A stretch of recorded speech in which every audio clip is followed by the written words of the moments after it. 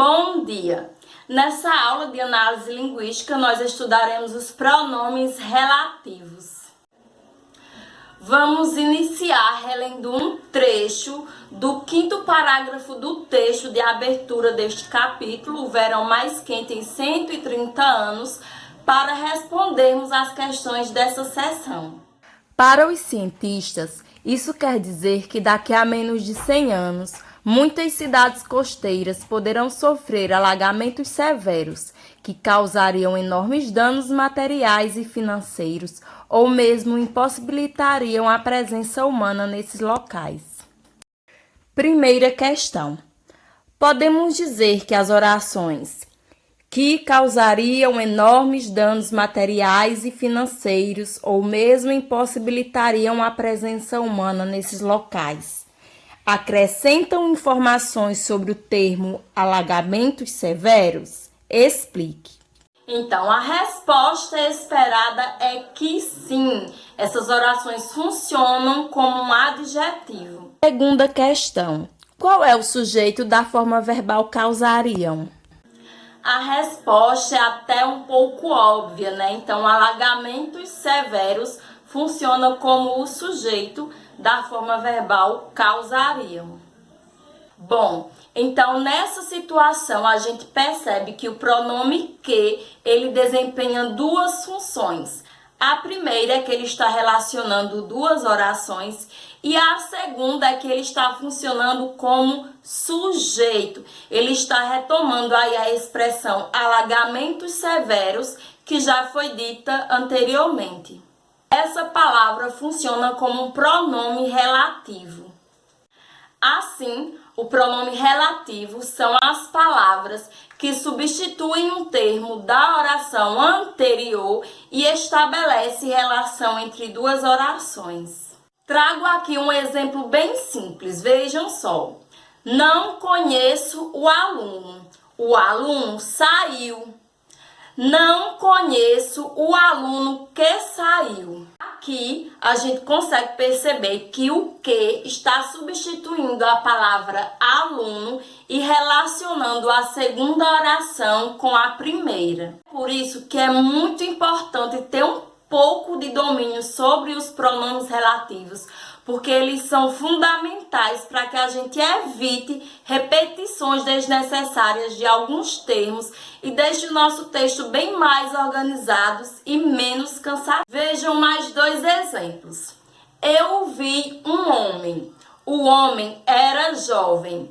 O homem que eu vi era jovem.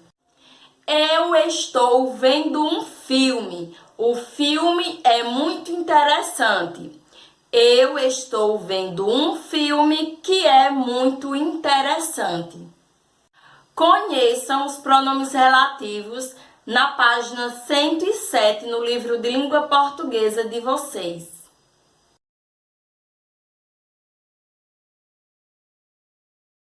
Agora que vocês conferiram essa tabela, vamos ver o emprego dos pronomes relativos que, onde, cujo e suas variações.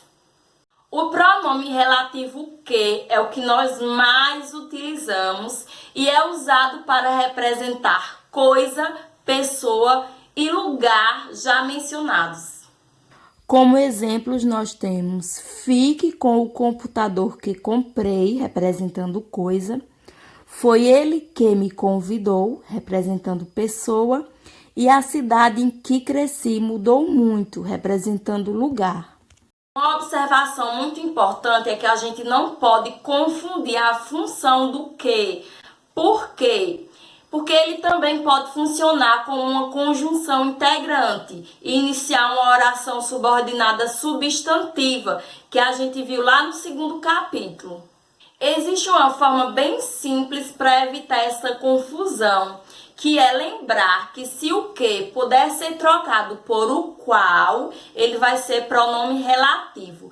Como exemplo, nós temos ela não foi convidada pela amiga que conhecia desde a infância.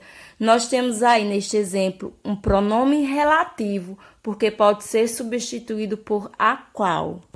Ela não foi convidada pela amiga, a qual conhecia desde a infância. Mas se a gente não puder fazer essa substituição, aí ele está exercendo a função de conjunção integrante. Exemplo: ela não sabia que sua amiga de infância não a convidaria. Nós temos aí uma conjunção integrante porque está introduzindo uma oração subordinada, substantiva, objetiva, direta, e eu não posso substituir essa conjunção por a qual. Veja, ela não sabia a qual sua amiga de infância não a convidaria.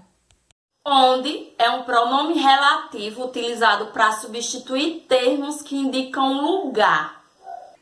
Como a escola onde estudei fechou, a rua onde fui assaltado não tem policiamento. Importante a gente saber também que podemos usar outros pronomes para indicar lugar, como a praça em que nos encontramos é ótima. A cidade na qual nasci é patrimônio cultural. Cujo nós utilizamos para indicar uma relação de posse. Observe. Não gosto daquele filme. O personagem principal daquele filme morre. Não gosto daquele filme cujo personagem principal morre.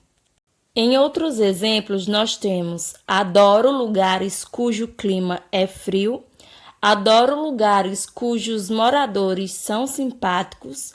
Comprei uma casa cujas instalações elétricas estão um caos. Atualmente, nós não utilizamos muito este pronome, então ele está em desuso.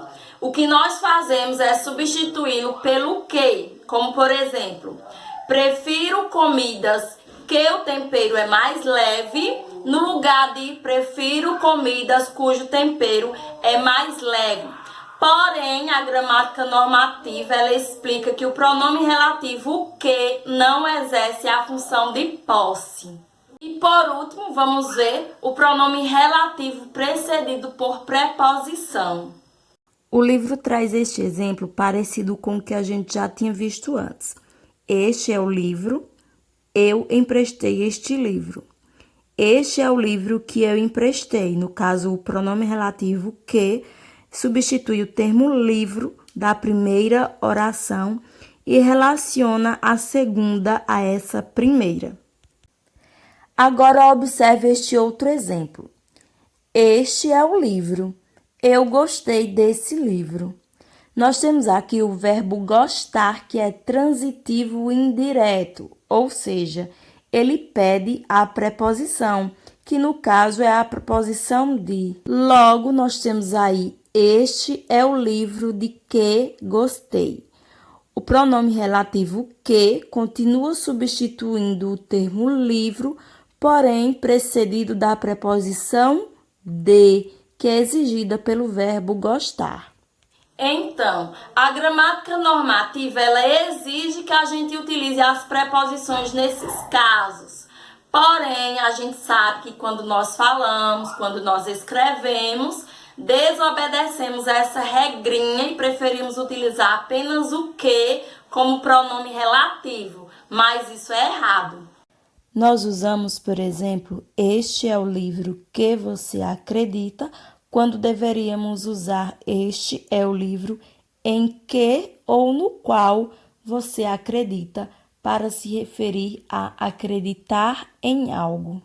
Agora é a sua vez de realizar a atividade de análise linguística nas páginas 112 a 115 no livro de língua portuguesa. Para facilitar, você pode me enviar apenas o gabarito e enviar para o aplicativo de sala de aula até a meia-noite de hoje.